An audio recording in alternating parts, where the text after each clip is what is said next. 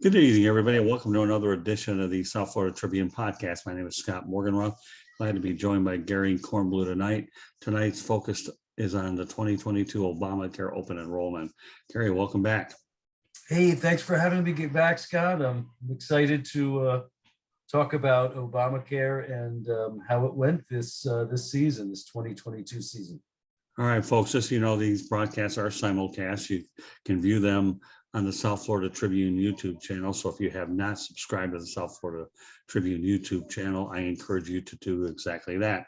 They can also be located on Spreaker, Spotify, Apple, Google, iHeartRadio, and wherever else you get your podcasts. So once again, these are simulcast. You can hear the audio as well as the visuals, and we have a lot to bring. And also, you can find these on the South Florida Tribune as well, which is www.southfloridatribune.com. I will mention this later in the broadcast. Want to make sure we got it out there front and center first. With that said, Gary, all right, let's get right to it. So how often do you new insurance companies join the marketplace, and do we know which are the best health insurance to be insured with? Companies, actually, two new companies joined the marketplace for 2022. So it doesn't happen all that often. But it just so happens that in 2022, two new carriers joined the marketplace. Certainly not new to the business, Aetna and United Healthcare. I mean, they're well-established companies, but they decided to join the marketplace in the Affordable Care Act. So now we have really quite a nice selection of health insurance carriers to choose from, which is kind of interesting. My twin brother owns a property and casualty agency, and he writes auto and homeowners. I think I have more selection with health insurance carriers now that he does with homeowners carriers. So it's very beneficial for the consumer to have these different choices. So and the best ones, really, you asked which are the best companies to be insured with. I mean, all of these companies, from United Healthcare to Cigna, to Oscar, to Bright Health, to Florida Blue. I mean, they're all very similar and offer, similar plans. And of course, they're all vetted by the government, to be included in the program, in the marketplace program, otherwise known as the Affordable Care Act. So they're really all good quality carriers. I guess the best way to answer that question is the best ones to be with are the ones that your doctors accept. Those are probably going to be your best choices. If I'm looking at an Oscar plan and my 5 doctors, let's say 4 out of my 5 doctors take Oscar, but let's say only maybe 1 of my 5 doctors accepts Bright Health, then I'm probably going to focus on the Oscar plan. So again, it really depends on which plans your doctors and your specialists and your hospitals and your urgent care centers. It all depends on who those providers participate in, which plans they participate in. All right, a question that just entered my mind, Gary, and I want you to think about this before you answer the question. Okay. Our former president was obviously looking to have a different modified plan to eliminate the one. And of course, the current president that we have right now wanted to make sure that, the Obamacare program stayed intact. And then I believe, if I remember right, the Supreme Court ruled to keep everything in place.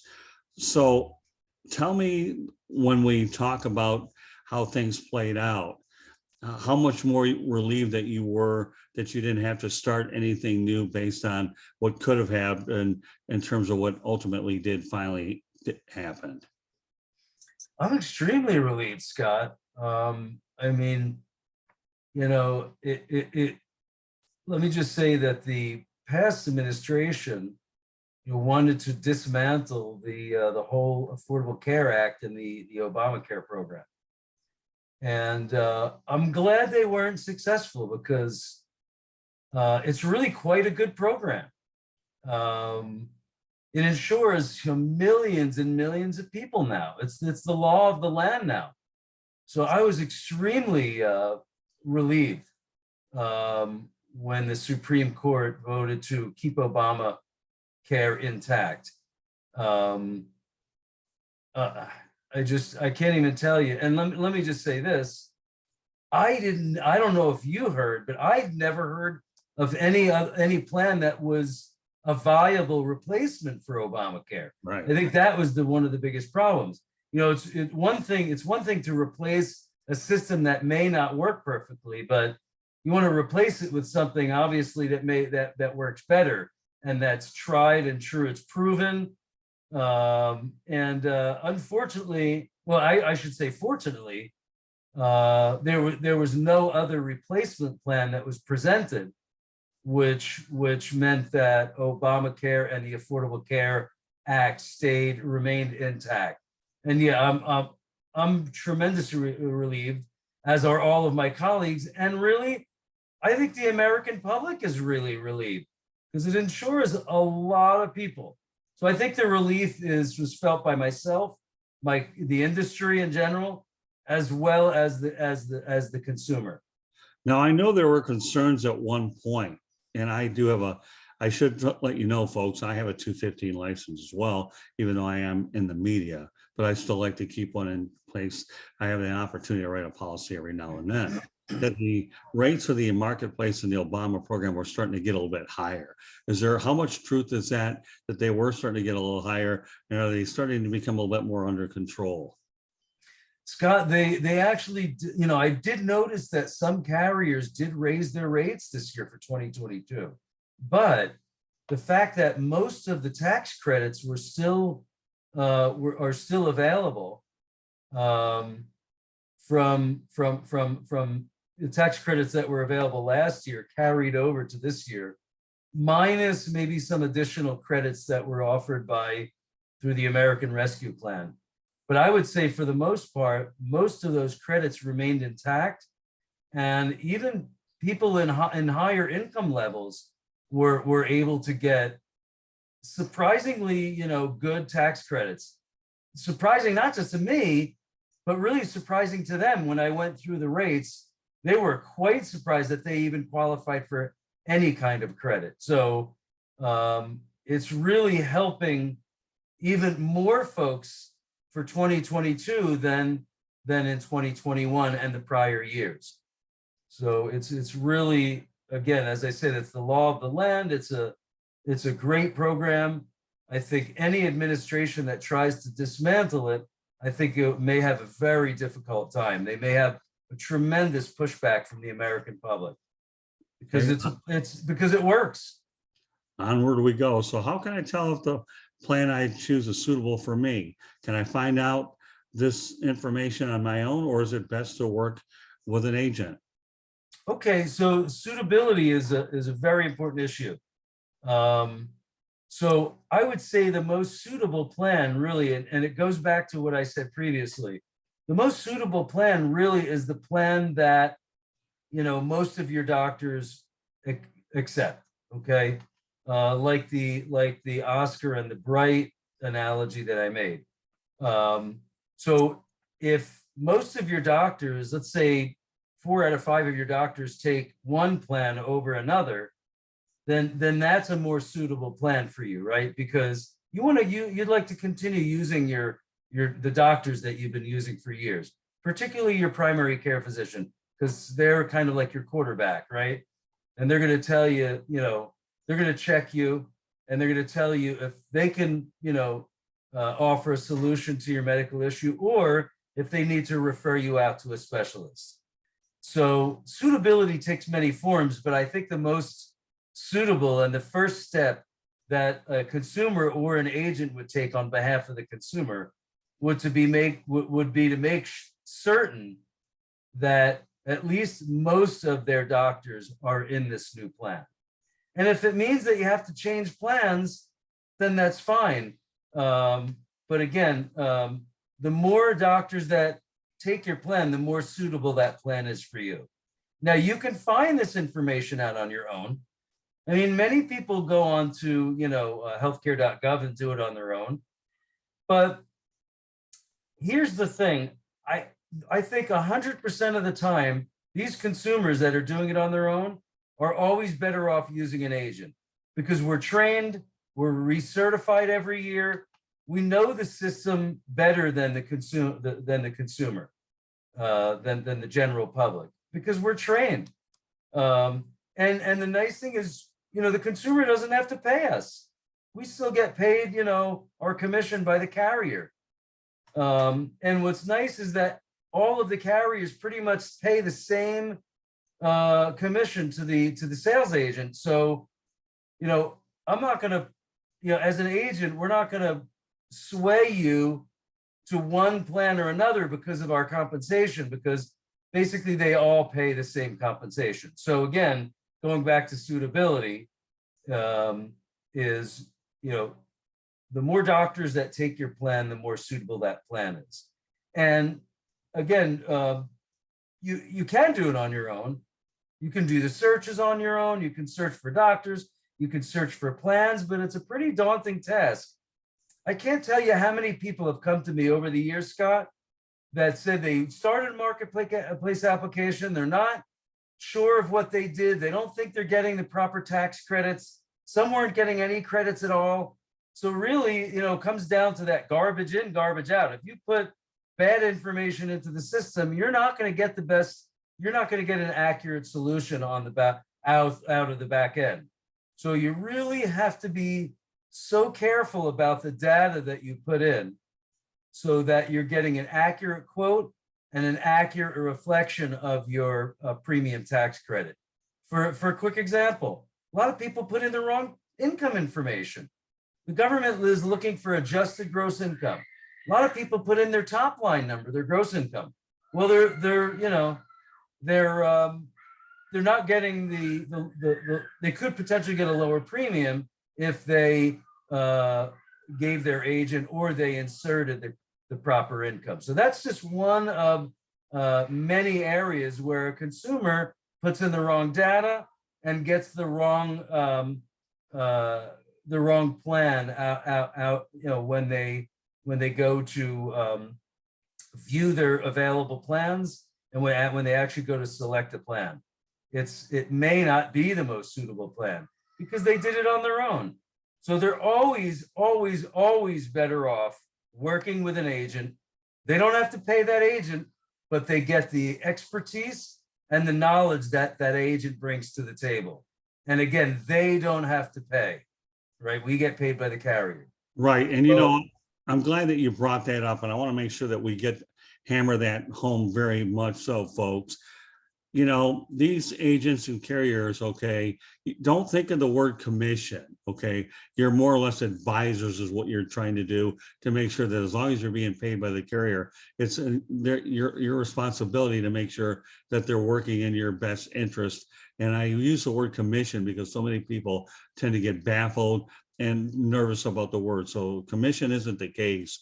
It's just making sure that you're properly doing what you've got to do. So I'm glad that you brought that word, because that's the one thing that most people tend to become a little befuddled about. All right. So, right.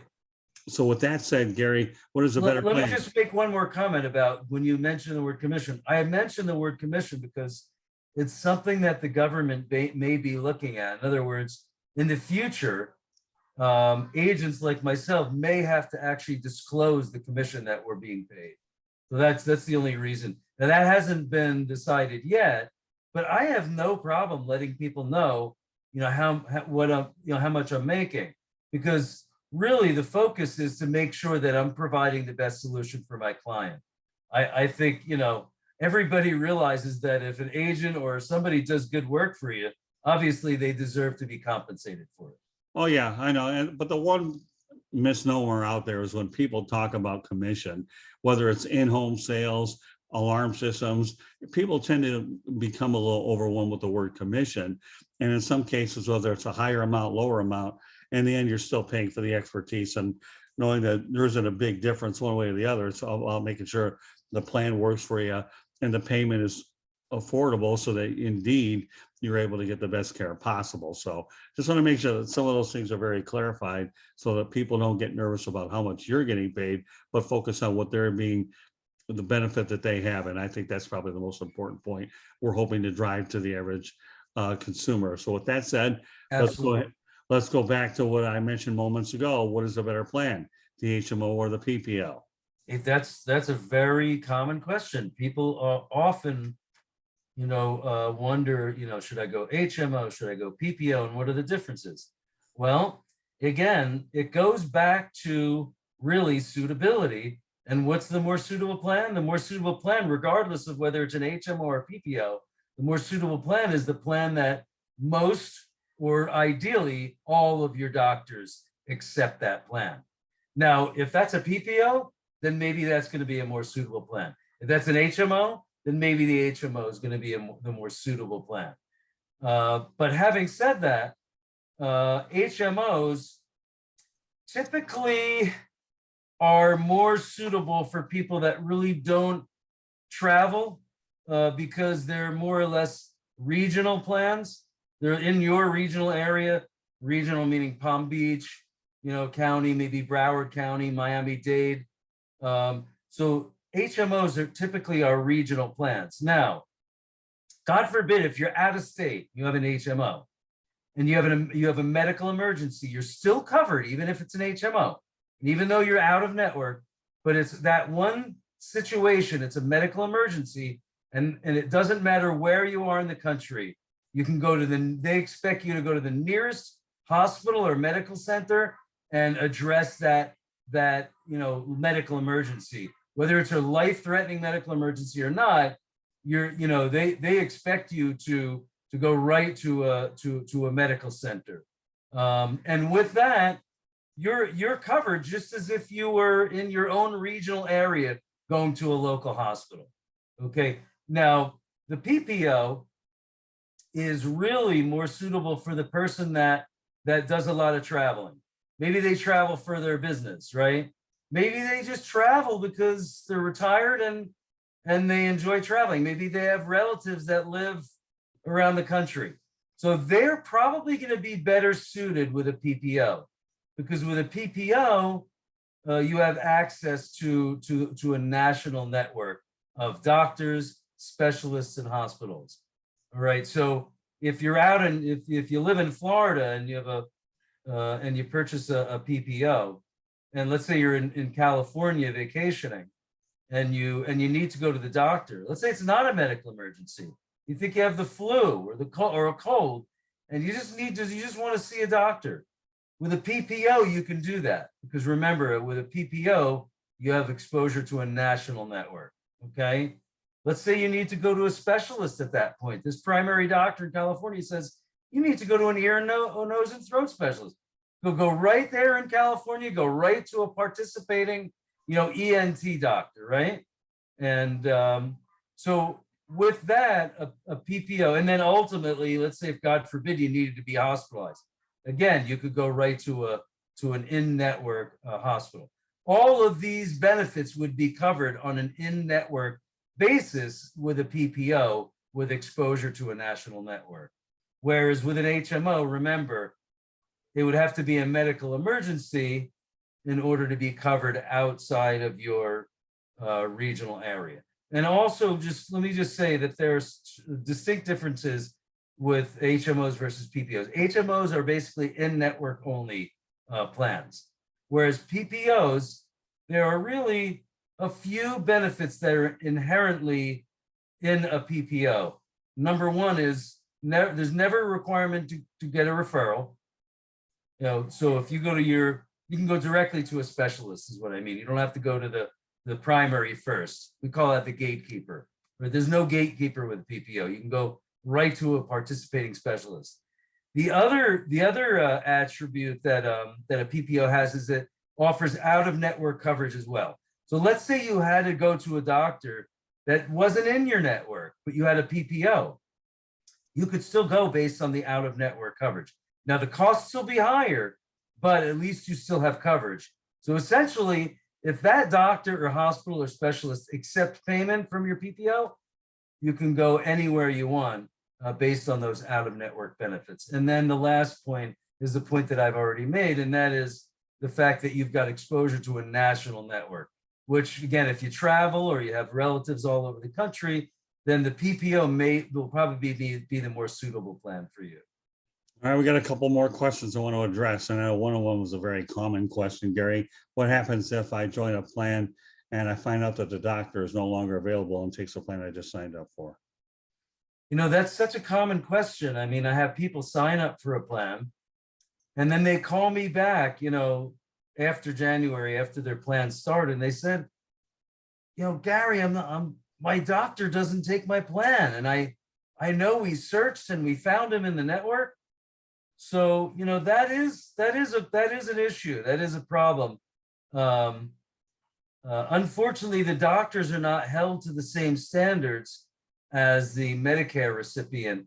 They seem to be able to join these networks and leave them pretty much anytime they want.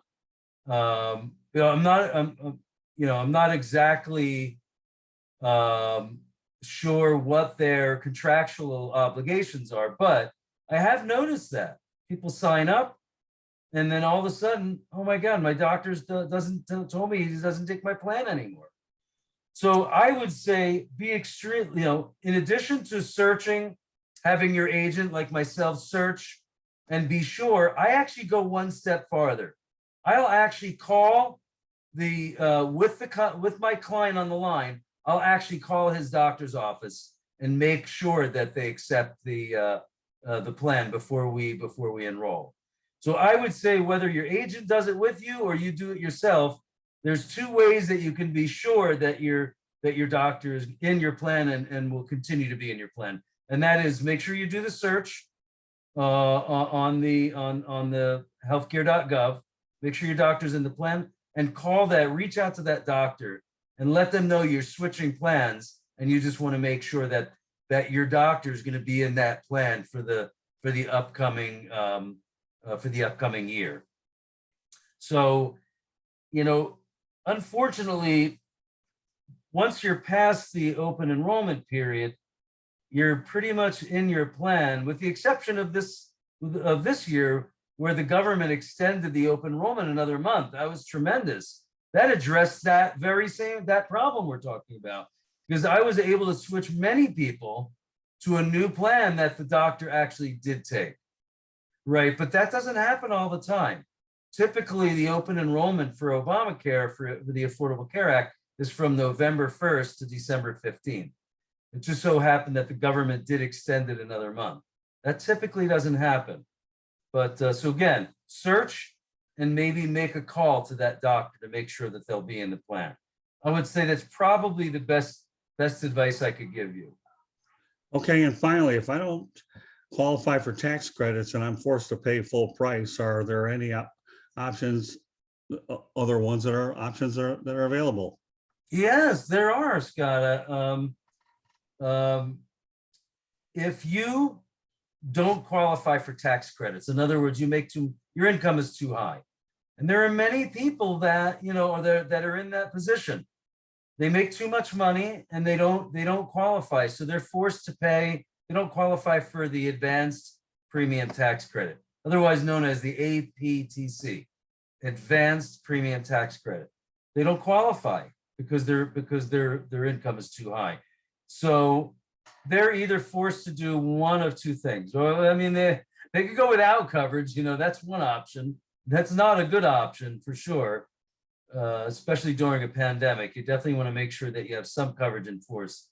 But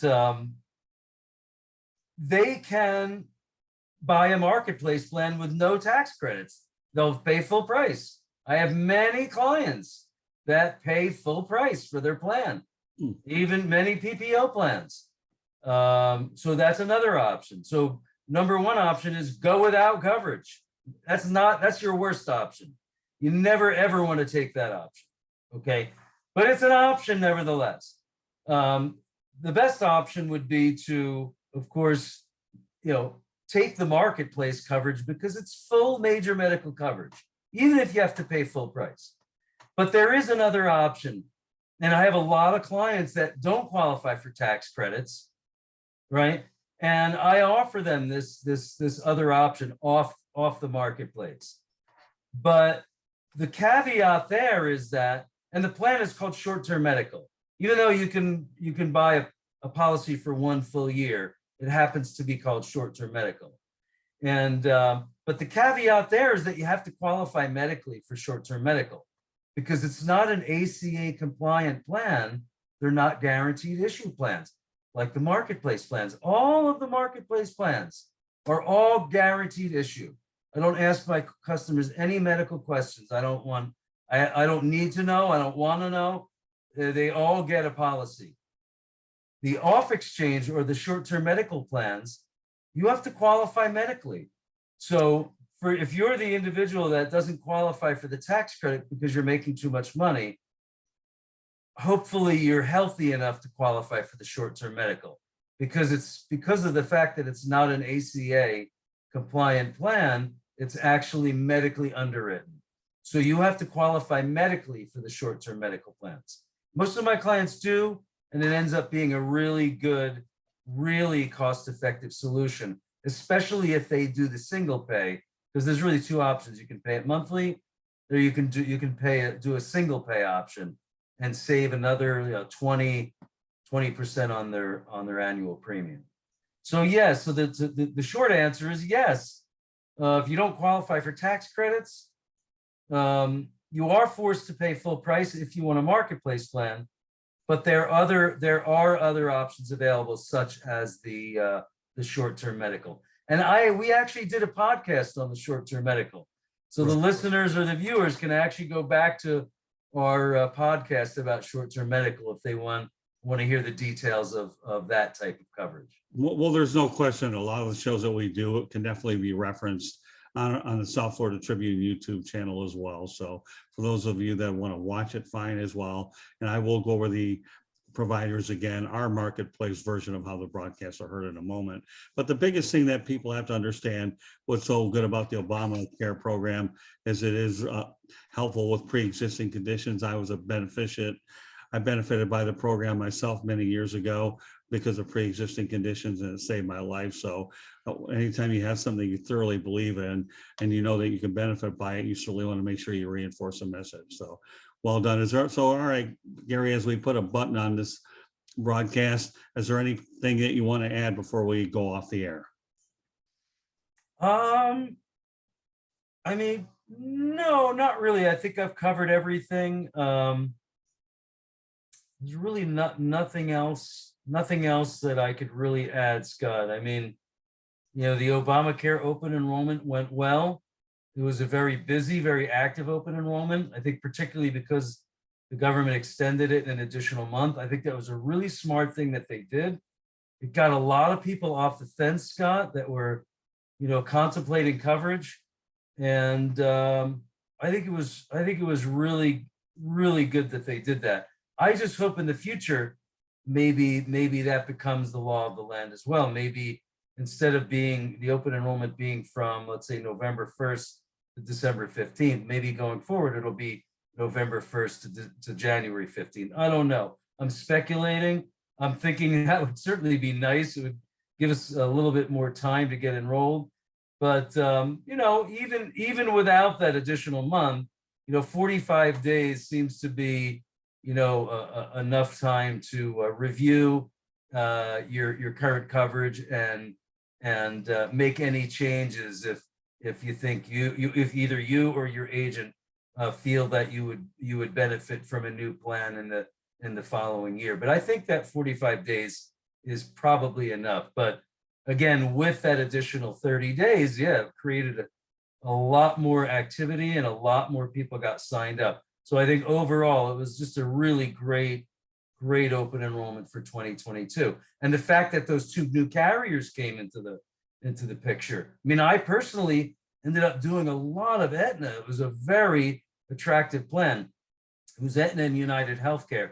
United Healthcare came in with an HMO, and it wasn't all that popular among my clients, but maybe in other parts of the country it may have been. But overall, I mean, United Healthcare and Aetna and Bright and all these companies, Cigna, they're all vetted.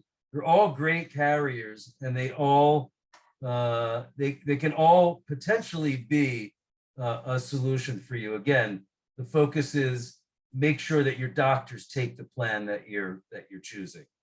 So with that said, Gary, let people know how they get a hold of you. So the best way to reach me is really on my cell phone. It's on 24/7.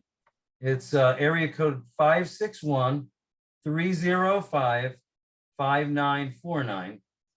Again, that's 561-305-5949. You can reach me at our office as well. That's 954-532-2060.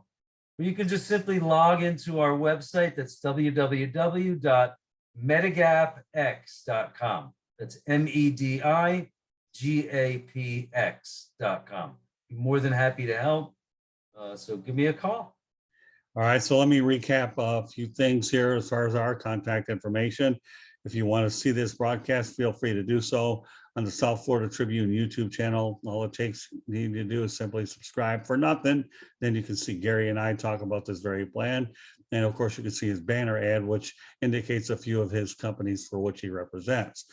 If you're at the bus station or you're traveling and commuting and you cannot watch this show, then by all means, you can listen to the audio version through Spreaker, Spotify, Apple, Google, iHeartRadio, or wherever you get your podcasts.